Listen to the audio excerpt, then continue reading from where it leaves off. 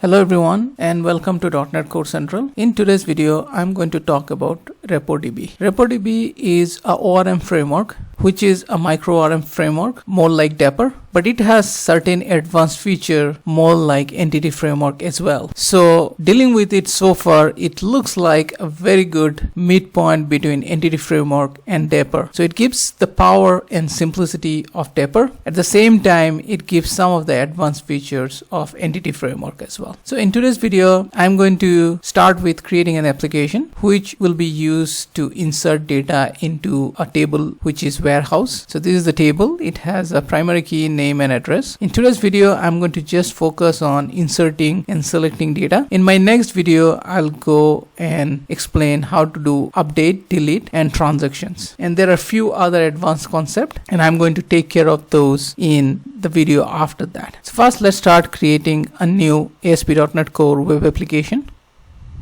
And I'm going to name it as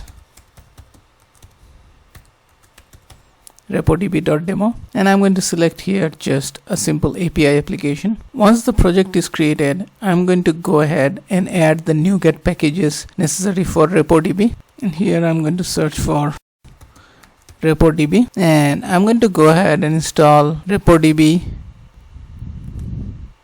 Once the RepoDB NuGet package is installed, I'm going to go ahead and install RepoDB.SQL Server NuGet package. As for this example, we are going to deal with SQL Server. Once these two are installed, the first thing we need to do is we need to ensure that the SQL Server is configured or bootstrapped. So for that, what we can do is we can do RepoDB.SQL Server bootstrap .initialize. So this method is going to initialize all the necessary setting for SQL Server.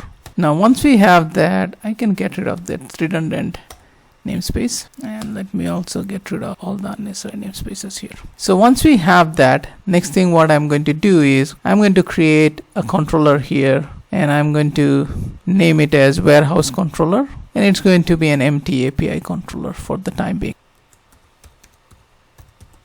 Now once the controller is created, it's time to start accessing the database, and this is our database, but right now as you can see we don't have any data. So first let's start with creating data. Now in RepoDB the data can be created with one of four ways. The first one is the way we do it in Dapper, which is basically you create a SQL connection and then use extension method on IDBConnection, and then using the extension method we can use inline query or we can use a store procedure to insert data. But apart from that, in RepoDB you can also just pass the object without any query and it is going to do the job just like Entity Framework does. This is the three ways, and then the last way is using something called as BaseRepository. So I'm going to start first with exploring the BaseRepository, then I'm going to go into using the IDBConnection. So for that I'm going to create a new class and I'm going to name it as warehouse repository, and this class will be derived from BaseRepository. And as you can see, BaseRepository expects two types. One is what kind of entity we are dealing with, and second one is what kind of DB connection. So here I'm going to say warehouse, and for the DB connection I'm going to say SQL connection. So warehouse doesn't exist, so I'm going to go ahead and create this new class, and inside of warehouse I'm going to declare a couple of properties. So first one is the ID, the second one is the name, and then third one is the address, as these are the three columns in our database: the ID, name and address. Now let's get back to this. Now the warehouse repository doesn't contain any constructor with zero argument, meaning it doesn't have any default constructor. So we have to use one of the constructor, and if I just click on the base repository, it's going to explore, and you can see at least we have to have the connection string or connection T string and the timeout. If we want to use cache, if we want to use trace, These are some of the things I'm going to discuss in my next video or the video after that, based on how much time it takes to explore. But these are two very interesting features. And then there are other overload as well. So for the time being, what I'm going to use is I'm going to just go ahead and use connection string. Well, we can use timeout also, but this is something we don't need to explore right now. So I'm going to go ahead and create a constructor. And this constructor I'm going to take connection string, and I can call the base passing the connection string. So that's essentially all we have to do. Now once we do that, we can start using the insert. Before we do that, I also have to set up the connection string. So let me do that.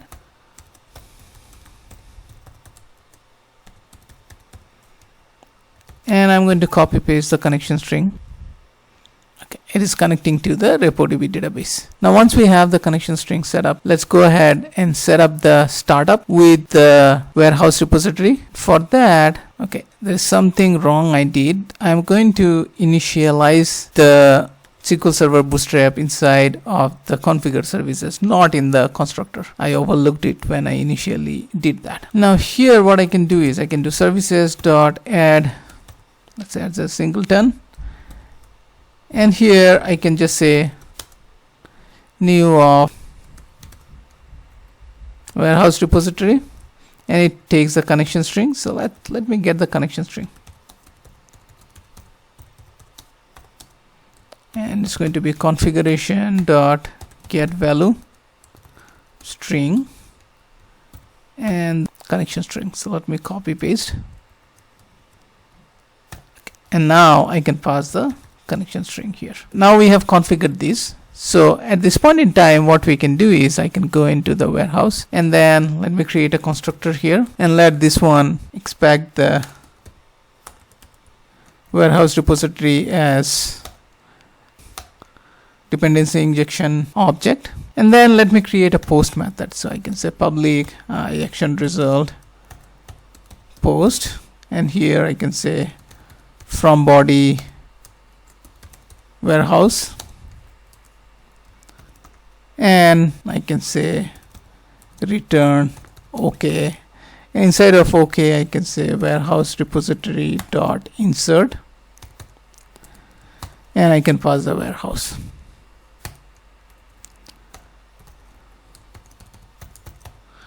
And this is HTTP post. So now we are all set. Let me also go ahead and update property file to run on a different port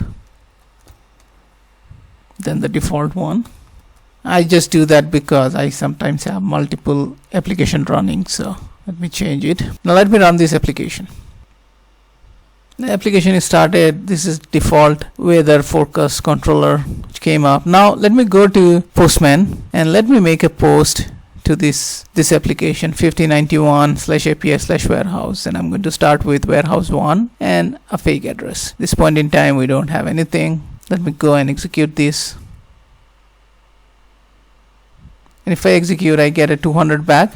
And let me go back to my database and execute, and I can see the data is added. So you can see in terms of simplicities, it was really simple. Unlike Entity Framework, we did not have to expose DB set and all these things. But I still don't like the fact that I have to derive from a base class. It kind of binds us. So now let's explore the other option, the things which I like about Dapper, which is using extension on IDBConnection, and this also provides it. So let's start with that.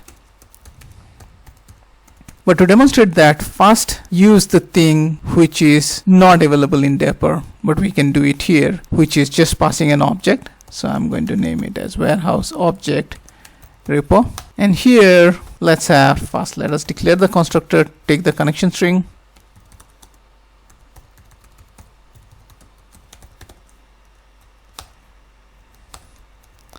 and then let's create a new method. Let's say public void, for simplicity, add warehouse, and here all we are going to do is we're going to create a new connection,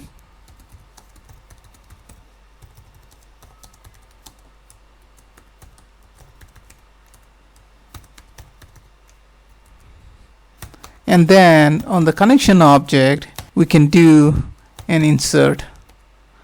And the insert, you can see you can pass a table name, object name, and then hints and timeout and other properties, transactions, which we're not going to deal with right now. Or you can just pass a T entity, and that is what exactly we are going to do. We're just going to pass the warehouse object, and that's about it. And then let me also extract an interface for this one, and then let me go to the startup and add it to the dependency injection container. So I can say service dot add singleton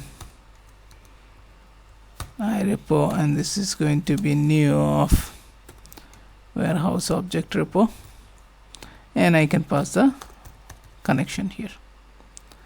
So now this object is also configured in dependency injection, and now in the warehouse controller I'm going to add it to the constructor.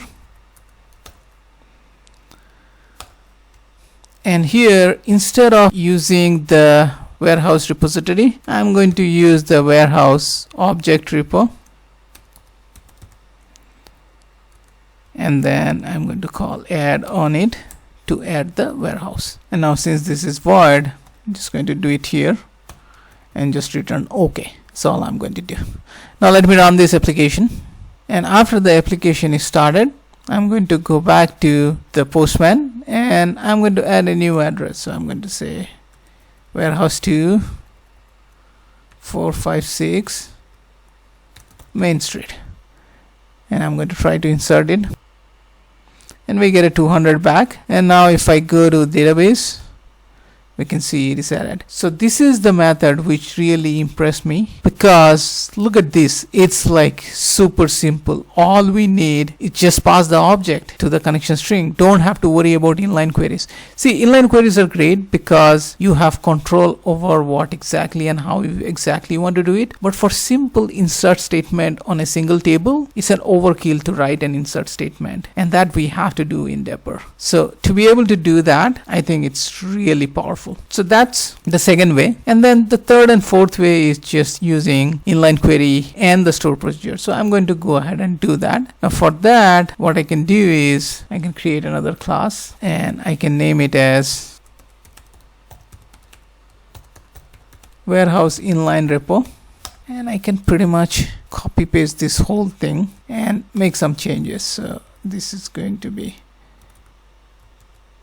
house repo SQL connection. We just need to add the namespace, and here instead of using insert, we are going to use another extension method. It's called execute non-query, and to the execute non-query we can pass the query that we want to execute on, and it's going to be insert into warehouse and name and address, and then values are @name and @address. And after that we can just pass a dynamic object. So we can say new and warehouse dot name and warehouse dot address. That's all we need to do. Now let me extract an interface, and let's set it up in the startup. So just like this one, we can do services dot add singleton,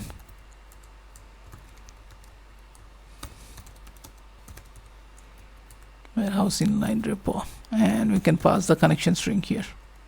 And then in the controller, now I can also inject this interface,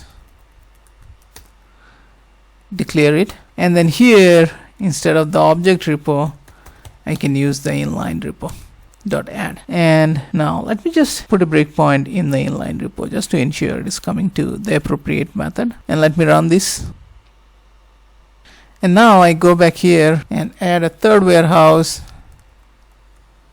789 Twin Street, and let's send. And then you can see it is coming to the appropriate class. Let me continue, and I get a 200 back, which means it's worked as expected, and we can see warehouse 3 is added. So here you can see how easy and simple it was to just insert a record using inline query. No fanfare, nothing. Very similar to how Dapper works. Super easy. Now let's go through the last one, which is using a store procedure. Pretty much covered all the 4 flavors after that. So here we can add similarly warehouse procedure repo. And let me just copy paste, because again it's going to be very similar to this one. And now paste this. Let's rename the constructor. Let's add the namespace for SQL connection. Let's also add the interface. Get rid of the unnecessary using statements. Okay, now here the change is we want to execute a store procedure. So we're going to say exec, and we're going to provide the name of the store procedure. And I already have a store procedure here created, which is add warehouse. It just takes 2 parameters, the name and address. So that's about it. So I'm going to use the same add warehouse. So we can go here and we can say dbo.add warehouse and name and address, and then pass similarly the dynamic parameters to it. That's all we need to do. And now I'm going to go back to the startup and add it back into the DI container. Now at this point it's very similar to rest of the implementation. There's nothing much to it, and it gets a little boring, which is good, because that means it's like really simple and there is no magic or complexities that you have to bang your head around to understand what's going on. So now I'm just going to do procedure repo.add. Very simple. Run the application, go back to Postman, add another address for warehouse 4, and let's say 1011 Miller Street.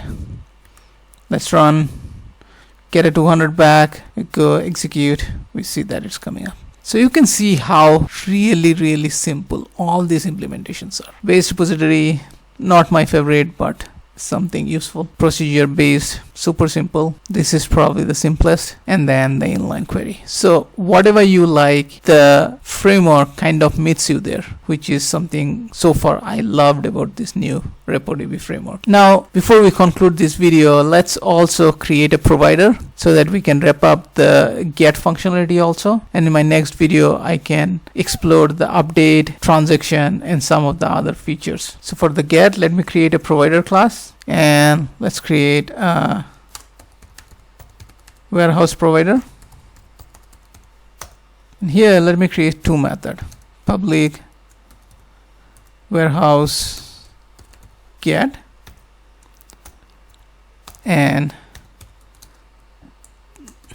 public warehouse get with an ID.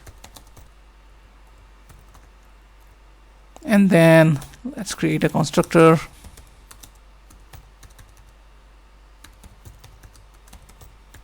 Connection string, which will be injected. And then let me do using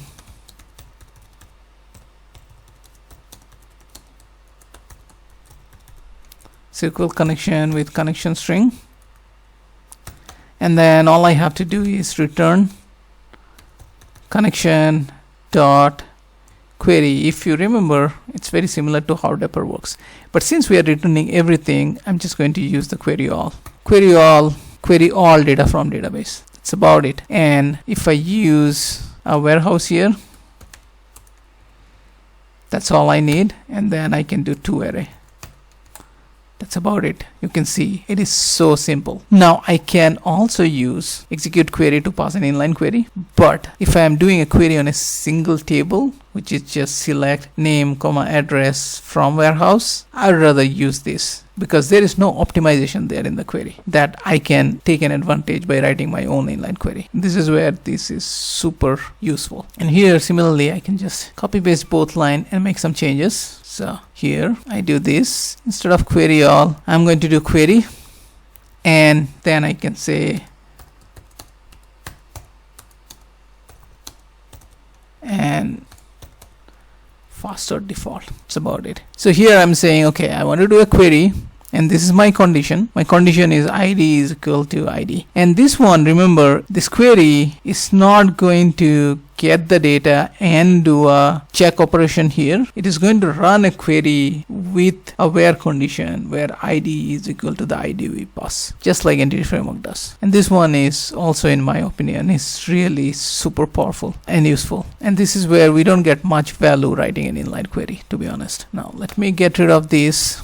And as you can see, the fact that I can do this on IDBConnection and use it like Entity Framework, it's super useful. Now let's extract an interface and let's go into the startup and let's set it up just like these. So you can say services dot add singleton, and here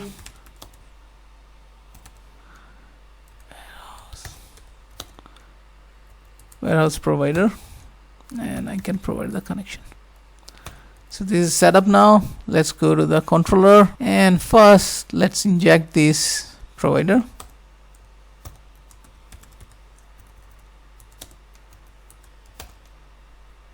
Add it to the variables, and then let's create a couple of methods. So first one is public iActionResult get,